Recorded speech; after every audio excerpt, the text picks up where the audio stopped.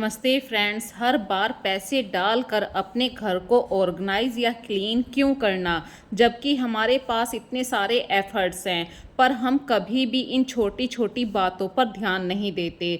तो आज की वीडियो में जीरो कॉस्ट हैक शेयर कर रही हूँ आप लोगों के साथ। चलिए स्टार्ट करते हैं आज की वीडियो बिना कुछ देरी के। Now let's get start today video. बारिश के सीज़न में कभी कभी जब बच्चों की स्कूल से छुट्टी होती है तो बारिश पड़ जाती है और उनके स्कूल वाले बैग भीग जाते हैं। यदि आप उनको नहीं वॉश करेंगे तो बारिश की एक स्मेल गंध उनके बैगों से आनी शुरू हो जाती है। तो जिस दिन भी आपको सैटरडे संडे टाइम मिले, बच्चों के स्कूल बैग ज़रूर वॉश कीजिए और अच्छी तरीके से कड़क धूप लगाइए। वैसे आजकल धूप काफ़ी अच्छी टाइट धूप निकल रही है, कैड़ी धूप निकल रही है। तो ये ट्रिक आप लोगों को कैसा लगा ज़रूर बताना और प्री प्लानिंग काम कीजिए। वीक में एक बार बच्चों के स्कूल बैग जो आपके हस्बैंड ऑफिस लेकर जाते हैं, इस तरीके के बैग को ज़रूर वॉश कीजिए मानसून के सीजन में। अगली बात बहुत छोटी सी है। अक्सर हमारे घर में जब हम बाहर से कुछ खुला सामान मंगाते हैं तो इस तरीके से रबड़ बैंड आते हैं। इन रबड़ बैंड को हम कहीं पर भी टांग देते हैं। तो इनके लिए कोई भी खाली कंटेनर का यूज़ कीजिए जिसमें आप कोई भी पैकेट रखते हैं, सॉस का पैकेट है, शैशे हैं, तो इस तरीके से आपका ये सामान भी बिखरा हुआ नहीं रहेगा। अक्सर बारिश के दिनों में हमारे घर में मक्खियाँ आती हैं और यहाँ पे मैं जीरो कॉस्ट आप लोगों के साथ शेयर कर रही हूँ। और मक्खियों को भगाने के लिए पुदीने के पत्तों को आप पानी में रखेंगे तो पुदीने के पत्तों से जो स्मेल निकलती है उससे मक्खियाँ दूर भाग जाती हैं। और ये 3-4 दिन तक पानी के अंदर बिल्कुल ताज़ी पत्तियाँ बनी रहती हैं। इस हैक को ज़्यादा से ज़्यादा प्लीज़ शेयर कीजिए। और यदि आपको लग रहा है कि ऐसे कैसे हो सकता है तो आप एक बार घर में इस हैक को यूज़ ज़रूर करके देखिए। इसी तरीके से आप जब मार्केट से ये करी पत्ते के कुछ लीव्स लेकर आते हैं और आप फ्रिज में स्टोर करने के लिए सोचते हैं तो फ्रेंड्स 3-4 दिन तक तो ये पानी में अच्छी तरीके से ग्रो रहती है, मतलब काफ़ी बिल्कुल ताज़ी पत्तियों की तरह हरी भरी रहती हैं। और पुदीने के पत्तों की स्मेल से, करी पत्ते की स्मेल से घर में मक्खियाँ भी नहीं आती हैं। तो एक पंथ दो काज यहाँ मैंने आप लोगों के साथ शेयर करे हैं। ना तो आपको फ्रिज में 1 महीने के लिए या 10 दिन के लिए स्टोर करके रखने का झंझट है, और पुरानी जो पत्तियां होती हैं, ये जो कटोरी के अंदर दिखा रही हूँ, ये 3 दिन पुरानी पत्तियां हैं। और इसी तरीके से आप तुलसा जी की पत्तियों को भी घर में रख सकते हैं। तुलसा जी की पत्तियों की स्मेल से भी घर में मक्खियाँ नहीं आती हैं। बिल्कुल एक ऑर्गेनिक फंडा आप लोगों के साथ मैं शेयर कर रही हूँ। इस हैक को प्लीज़ मुझे कमेंट में ज़रूर बताना कि आपको ये वाला हैक कैसा लगा है। चलिए अगली ट्रिक के बारे में बात करते हैं।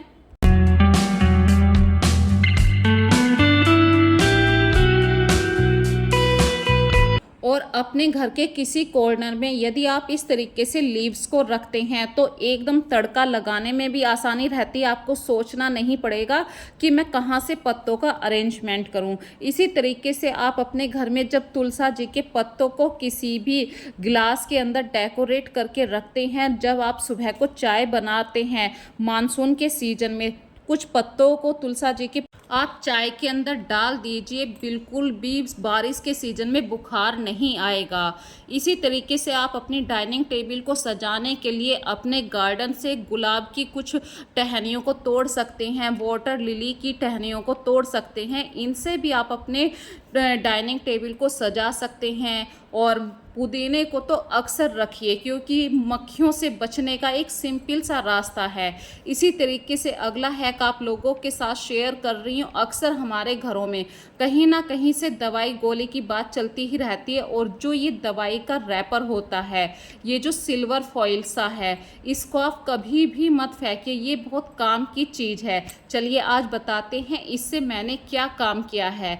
तो ये जो खाली रैपर होता है, आप इस रैपर को इकट्ठा कर लीजिए, काट के इकट्ठा कर लीजिए या अपने हाथ के नाखूनों से इसे इस तरीके से छील सकते हैं। बहुत ही ज़्यादा इफ़ेक्टिव है, जीरो कॉस्ट वाला है। कभी मैंने भी नहीं सोचा था कि मैं इस तरीके का हैक यूज़ करूँगी। तो हमारे घर में अक्सर अब देखिए त्योहार आने वाले हैं, हम लोग पाजेब पहनना पसंद करते हैं, चांदी की बहुत सारी हमारे घर में चीज़ें होती हैं, तो वे बरसात के सीज़न में काली पड़ जाती हैं। उन चीज़ों को कैसे साफ़ किया जाए? तो इस पानी के अंदर आप 1 चम्मच विनेगर डाल दीजिए और धीरे धीरे इस पानी को मिक्स कीजिए। अब इस पानी को आपको गैस पे अच्छी तरीके से गर्म करना है। इस पानी के अंदर आपको थोड़ा सा नमक और थोड़ा सा आपको सरफ भी डालना है। जब ये पानी गर्म हो जाए तो आपके पास जो भी चांदी की चीज़ है उसको आप इसके अंदर डालिए, एक बॉईल आने दीजिए और 10-15 मिनट के लिए आपको ये इसी के अंदर डाल के छोड़ देनी है। जब ये पानी ठंडा हो जाए आपको किसी भी काउंटर पे रख के इसे किसी छोटे से ब्रश की हेल्प से अच्छी तरीके से रगड़ के साफ़ कर लेनी है और ठंडे पानी के अंदर धो दीजिए। फिर देखना, ना तो आपको किसी भी मार्केट से कोई भी सामान लाने की ज़रूरत पड़ी है और ना ही आपकी पाजेब को बाहर आपको धुलवाने के लिए भेजना पड़ा है। बिल्कुल ज़ीरो कॉस्ट ये हैक मैंने आप लोगों के साथ शेयर किया है। इसी तरीके से आप चाय पत्ती के पानी के अंदर भी अपनी पाजेब को डालकर साफ़ कर सकते हैं। बहुत ही इफ़ेक्टिव ये एक ईजी सा मैंने टिप्स आप लोगों के साथ शेयर किया है और ये दोनों टिप्स मैंने प्रैक्टिकल करके देखे हैं, तभी मैं आप लोगों के सामने वीडियो में पेश कर रही हूँ। तो ये मुझे ज़रूर कमेंट में बताना। इसी तरीके से एक छोटी सी और बात आप लोगों के साथ शेयर कर रही हूँ। अक्सर हमारे घरों में तांबे के गिलास होते हैं और सैटरडे संडे हम बाहर से कुछ ना कुछ समोसे पार्टी करते ही रहते हैं, तो जो समोसे के साथ चटनी आती है उस हरे वाली चटनी को कभी मत फेंकिए। जितनी भी आपके पास वो चटनी बची है उसे गिलास के अंदर डालिए और बिल्कुल सिंपल सा पानी गिलास के अंदर डालिए और कम से कम आपको 5-6 घंटे के लिए ये पानी से भरा हुआ गिलास छोड़ देना है।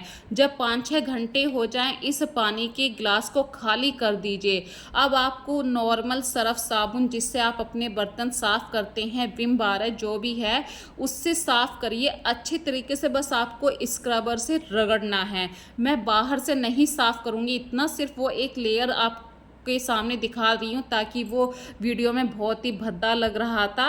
देखिए अंदर से वो गिलास कितना चमक गया है, क्योंकि उस खट्टी चटनी के अंदर कुछ ना कुछ तो नींबू पानी था जिसकी वजह से वो चटनी खट्टी भी थी और हमारा तांबे का बर्तन साफ़ हो गया। इसी तरीके से फ्रेंड्स, जो नए बिगनर हैं वो जब खाना बनाते हैं तो उन्हें आइडिया नहीं होता कि चावल के अंदर कितना पानी डालना है। अगर उन के खाना बनाने के कारण मतलब जब वो खाना बनाते हैं ज़्यादा पानी डल गया है चावल के अंदर, तो उस चावल के पानी को फेंकिए मत। जब आप उसे सेपरेट करें चावल से तो उस पानी को संभाल के रख लीजिए और चावल को खिलावा बनाने के लिए आप उसमें आधी चम्मच घी लगा दीजिए। आपके चावल ठंडे होने के बाद भी गुच्छे के रूप में नहीं रहेंगे, बिल्कुल खिले खिले चावल रहेंगे। और इस चावल के बचे हुए पानी का क्या करना है वो मैं थोड़ा सा आगे अभी इसी वीडियो में बताऊंगी। तो ये ट्रिक मैं हमेशा यूज़ किया करती हूँ जब भी मेरे घर में चावल बनता है। तो पानी अगर ऊपर नीचे हो जाता, थोड़ा सा ज़्यादा हो गया, तो बिल्कुल टेंशन लेना नहीं। उस पानी का मैं भी बताऊंगी क्या करना है। फिर बताते हैं बात, अक्सर हमारे घर में जब हम डेली सुबह को मलाई को दूसरे भगोने में शिफ्ट करते हैं, या तो आप चाय की छलनी का यूज़ कीजिए या करछी का। और दूध को जब भी आप बॉईल होने के लिए रखें, ताज़े दूध को, तो उसे छान के ज़रूर यूज़ कीजिए। इसी तरीके से जब 10-12 दिन की मलाई इकट्ठी करके हम घी बनाते हैं तो फ्रेंड्स देखिए मलाई मलाई होती है, तो जब आप फ्रिज से निकालेंगे उसे 2 घंटे के लिए बाहर रख दें ताकि वो बर्फ़ से नॉर्मल हो जाए। और जैसे ही आप इसे चम्मच से फेंटेंगे, क्योंकि ये प्योर मलाई है, इसमें दूध नहीं है, तो घी बहुत आराम से बन जाएगा। अब आप इसमें नॉर्मल 1 गिलास पानी डाल दीजिए। अब इस मट्ठे का ये जो पानी हमने डाला, इस पानी का भी मैं यूज़ बताऊंगी। घी बनाते हुए ये जो पानी हमने डाला इसे आप एक कढ़ाई के अंदर डाल दीजिए और कढ़ाई में जितना भी आप पानी डाल सकते हैं उसे फिल कर दीजिए। पानी की वजह से ये लोहे की कढ़ाई अभी हमारी साफ़ हो जाएगी। मैंने ऊपर एक लेयर छोड़ी है 1 इंच की, ये इसलिए कि ताकि आपको अगली वीडियो में मैं दिखा सकूँ कि ये वही कढ़ाई है, कोई अलग से दूसरी कढ़ाई नहीं है। अब उस मट्ठे की वजह से, क्योंकि घी जब हमने लगाया था उसमें जामुन लगा दिया था, वो पानी भी खट्टा हो गया है। खट्टेपन के कारण हमारी लोहे की कढ़ाई साफ़ हो जाएगी। और वो पानी मैंने कम से कम 1 दिन के लिए भर के रखा था। और कोई भी आपको पीताम्बरी, नींबू, विनेगर कुछ भी नहीं लेना है, बस अच्छे से सरफ से आपको रगड़ना है। देखिए बिल्कुल लोहे की कढ़ाई बिल्कुल साफ़ होगी। जो लेयर तक मैंने पानी भरा था वो लेयर तक साफ़ हो गया, उससे ऊपर वही हमारी कढ़ाई बिल्कुल गंदी है। तो ये छोटी सी हैक मैंने आप लोगों के साथ शेयर किया, मुझे ज़रूर बताना कमेंट सेक्शन में। और लोहे की कढ़ाई को आप साफ़ करके जब रख देते हैं 2-3 घंटे के बाद ही उस पर इस तरीके से जंग के निशान आ जाते हैं। तो या तो इस जंग के निशान से बचने के लिए आप इस पे एक छोटी सी ट्रिक का यूज़ कीजिए। कोई भी सरसों का तेल लीजिए और 2-4 बूंद लेके इसके अंदर अच्छी तरीके से कोट कर दीजिए। और सरसों का तेल हो या कोई भी कुकिंग ऑयल हो, उसके नीचे हमेशा एक लीड जरूर लगा के रखिए, क्योंकि ऑयल को आप कितना भी संभाल के यूज़ कर लीजिए, अक्सर वो कंटेनर के साथ रिस के नीचे तक आता है और हमारी जो कबर्ड है वो ख़राब हो जाती है। तो लीड के अंदर ही हमारा थोड़ा सा तेल आएगा। इसी तरीके से मैंने एक टिश्यू पेपर की हेल्प से पूरी कढ़ाई को ऑयल से कोट कर दिया है। अब इस कढ़ाई पे चाहे मैं 4 दिन बाद यूज़ करूं, बिल्कुल भी जंग नहीं आएगा। और जब हमने घी बना लिया था वो बात हमारी बीच में रह गई थी। तो इस घी को अब आप गैस पे रख दीजिए। बिना हाथ गंदे किए मैंने घी निकाल दिया है। और ऐसे ही अब मैं इस चम्मच को बिना हाथ लगाए ही साफ़ कर दूंगी घी की भाप से। इस तरीके से छोटी छोटी बातें हम सब जानते हैं, पर अक्सर हम अपनी रोज़मर्रा की लाइफ में इतने व्यस्त हो जाते हैं कि इन छोटे छोटे हैक्स को अक्सर भूल जाते हैं। और फ्रेंड्स, जब भी आप घी बनाएं तो घी हमेशा दूध की तरह ज़रूर उबलता है। तो गैस को बिल्कुल लो रखिए, थोड़ी सी देर वहाँ पे खड़ा होना पड़ता है ताकि हमारा घी प्रॉपर तरीके से अच्छी तरीके से बन जाए। 10-15 मिनट में हमारा घी बन जाता है जब आप इस प्रोसीजर से घी को निकालते हैं। और जब घी ठंडा हो जाए आप किसी एक दूसरे साफ कंटेनर में घी को फिल कर लीजिए।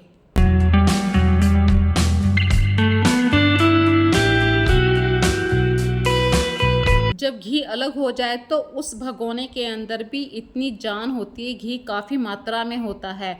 तो उस भगोने के अंदर आप थोड़ा सा पानी डाल के गर्म होने के लिए रख दीजिए। और ये देखिए एकदम प्योर घी, जो आपको मार्केट में बहुत ही महंगा मिलेगा और प्योरिटी की तो आप बिल्कुल भी नहीं कह सकते हैं। पर घर की मलाई से आप जो प्योर घी निकालते हैं बहुत ही हेल्दी होता है। आप खुद भी खाइए, अपने परिवार को भी खिलाइए। और फ्रेंड्स, जिस भगोने के अंदर हमने पानी डाला था उस भगोने के अंदर जब वो गर्म हो जाए तो छान के उस पानी को अलग कर लीजिए। और जब ठंडा हो जाए तो आप इसे फ्रिज के अंदर डीप फ्रिज में रख दीजिए। जब फ्रिज के अंदर से ये बर्फ़ की तरह जम जाए तो नीचे पानी रह गया है और ऊपर ऊपर ये घी आ गया है। तो हमने घी का बिल्कुल एक एक कण यूज़ कर लिया है। अब इस पानी को आप फेंक सकते हैं। तो ये हैक आप लोगों को कैसा लगा? घी के भगोने से भी हमने कैसे घी और निकाल लिया है, मतलब एक एक बूंद हमने घी का यूज़ कर लिया है। तो मुझे कमेंट सेक्शन में ज़रूर बताना आप लोग भी क्या इस तरीके से घी को निकाला करते हैं। और फ्रेंड्स, मैंने अभी कुछ समय पहले अभी इसी वीडियो में चावल के एक्स्ट्रा पानी के बारे में बात करी थी। जब हम तड़का लगाते हैं किसी भी दाल में तो दाल जब ठंडी हो जाती है वो थोड़ी सी गाढ़ी हो जाती है। तो उस दाल के अंदर आप अलग से पानी ना डाल के चावल की मांड का जो पानी होता है उसे डाल दीजिए। अब जब हम इसमें पानी डाला तो इसमें थोड़ा सा आपको अपने स्वाद अनुसार नमक मिर्च भी बढ़ाने पड़ेंगे। नमक मिर्च डालने के बाद जो बॉईल आएगा अच्छे तरीके से इसे बॉईल कीजिए, फिर अपनी दाल इसमें ऐड कर दीजिए। देखिए वही आपको टेस्ट मिलेगा जो दाल में पहले से था। आप बिल्कुल भी ये नहीं कह सकते कि चावल की वजह से, चावल के पानी की वजह से इसका टेस्ट बदल गया है।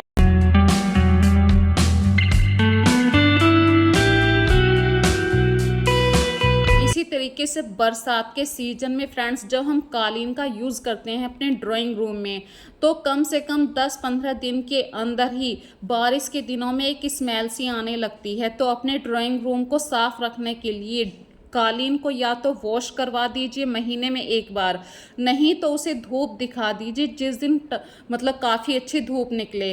तो ये हैक मैं अक्सर यूज़ किया करती हूँ। हमें बहुत पहले से पता होते हैं इन सारी बातों के बारे में, लेकिन हम आलकस के कारण इन बातों को यूज़ नहीं कर पाते हैं, या शेयर करने से भी सोचते हैं कि कोई क्या सोचेगा, हम कैसे शेयर करें। इसी तरीके से मैं अपनी घर की डाइनिंग टेबल को सजाने के लिए ना बाहर से फूल लेकर आती हूँ बरसात के दिनों में, जो मेरे घर के गार्डन में गुलाब के फूल हैं, वाटर लिली के फूल हैं, इन्हीं से मैं अपनी डाइनिंग टेबल को सजाया करती हूँ। और अक्सर आप लोगों ने देखा भी होगा मैं पोर्टुकला के फूलों से भी अपनी डाइनिंग टेबल को सजाती हूँ। ये मेरी पहली वीडियो में आप लोग देख सकते हैं कि पोर्टुकला के फूलों से मैं कैसे अपनी डाइनिंग टेबल को सजाया करती हूँ। तो फ्रेंड्स, आज की वीडियो आप लोगों को कैसी लगी मुझे ज़रूर बताना, और इस वीडियो को प्लीज़ पूरा वॉच टाइम करिए। और आप लोगों को मैं दिल से धन्यवाद देती हूँ जो मेरी वीडियो को देखते हैं, और जो नहीं देखते मतलब थोड़ा सा देखा फिर स्किप कर दिया, फिर थोड़ा सा देखा स्किप किया, सभी की वजह से सबने इतना सपोर्ट करा है कि आज मैं अपने पूरे टारगेट को पूरा कर चुकी हूँ। 1000 सब्सक्राइबर भी गेन कर लिए हैं, और 3000 घंटे का जो वॉच टाइम था वो भी मैंने गेन कर लिया है। तो फ्रेंड्स, मैं सबको दिल से धन्यवाद करती हूँ। ऐसे ही मेरी वीडियो को अपना वॉच टाइम देते रहिए, अपना सपोर्ट देते रहिए। फिर मिलेंगे एक नई वीडियो में। और हाँ, कल फ्रेंड्स मैं आप लोगों को कांवड़ यात्रा की एक वीडियो शेयर करूंगी, उस वीडियो को प्लीज़ पूरा देखिए। और कांवड़ यात्रा कैसी है हरिद्वार से मैं भी लेकर आऊँगी जल्द, ज़रूर शेयर कीजिए इस वीडियो को।